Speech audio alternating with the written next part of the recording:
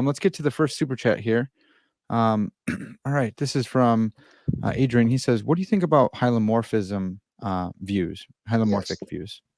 this is the Thomist view that uh, what I consist in is having a soul, my soul, and having this body. Um, and that is to say that the body is not merely a body, but this body is necessary for me. I have to have both Hmm. a body and a soul, and indeed this body. Now, uh, and it's hylomorphism because on this view, the soul is the form of the body. That's to say, it's the way the body behaves. And uh, is matter. It's the way the matter behaves Hmm. that forms me. Um, it's the way that the matter that's me behaves in the sense of throws up thoughts and feelings and so on, as well as doing public acts. And that's what makes it me. Hmm. Now, I think that is mistaken.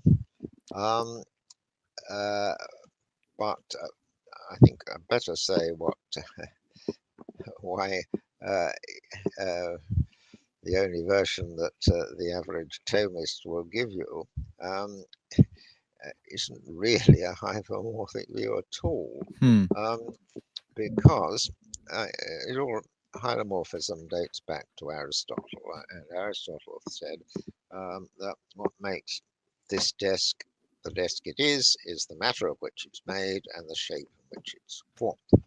And of course, that's so for stationary physical objects. It will also be so for physical objects which have properties of motion. Um, what makes the car it is partly the way that it will behave over time, and that's a property of it. So it's the matter of which the thing is made and the properties which are instantiated in it. Hmm. And Aquinas thought that that's what makes me, the person I am. But for Aristotle, properties are universals. That Hmm. is to say, uh, what makes the desk it is first that it's a desk, and being a desk is a property possessed by this chunk of matter. Hmm. But then on this view, um, as adjusted by Aquinas, um, if one took that model seriously, then um, every soul would be the same. That is to say, it would have its soul would be the form of humanity. The universal Uh, form, yeah, yeah, well, not universal form, but the form of being human. yeah, All humans would have the same form, uh-huh. uh, and it would be their bodies which distinguish them. Yeah, But in that case, the soul would not be the form of this body. It's would be the general form of humanity. And souls don't individuate by themselves. hmm, Um, uh, the individuation on the Aristotelian model consists in the chunk of matter, right? But Aquinas would accept, the hylomorphic theory would have to accept that the soul can exist by itself. And what makes it is therefore not carried by the body.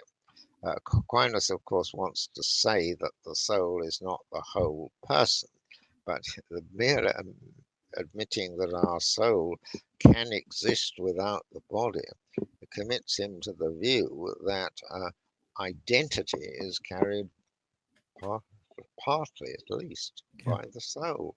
And that gives him a view of soul which is utterly different from the notion that it's just a collection of properties. yeah, Um, Furthermore, of course, in saying that, um, uh, for Aristotle, properties can't really exist unless there are things in which they exist. Hmm. Desks, the property of deskness doesn't exist except when there are desks. Right. No Um, uninstantiated forms, right?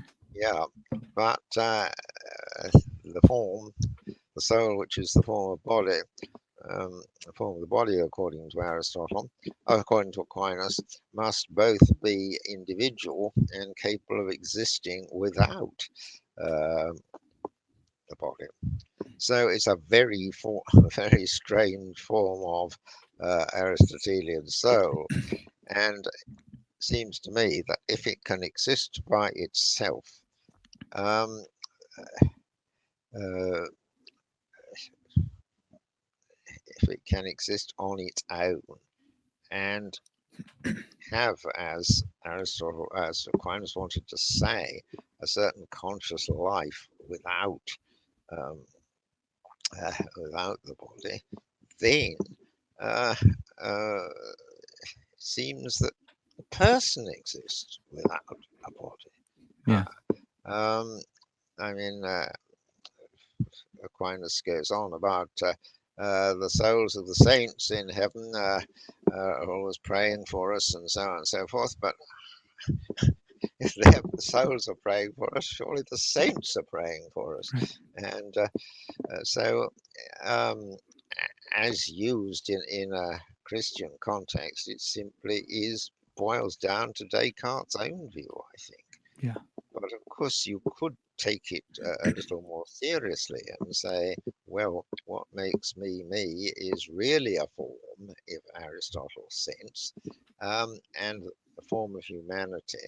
And what makes me me is the chunk of the form of humanity being instantiated in this particular chunk.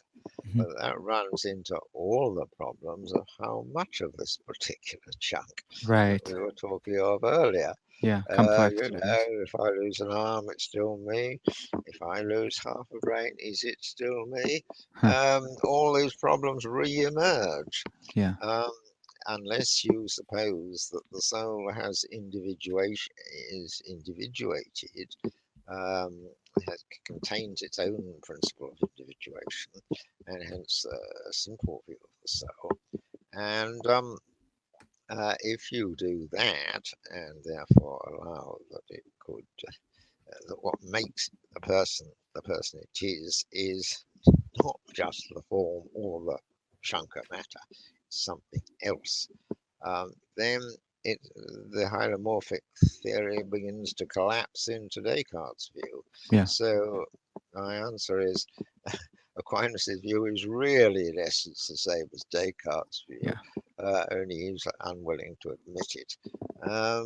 But if you took it seriously as a hylomorphic view, it would be back with Aristotle, and that leads to all the problems we were talking about earlier. Yeah. I love that. And you did mention a bit of that in Are We Bodies or Souls in Yeah, comparing Descartes and Thomas there. So that's so great. They will run into if you take it too seriously the arbitrariness objection or the more than one candidate yeah. objection that we talked about earlier.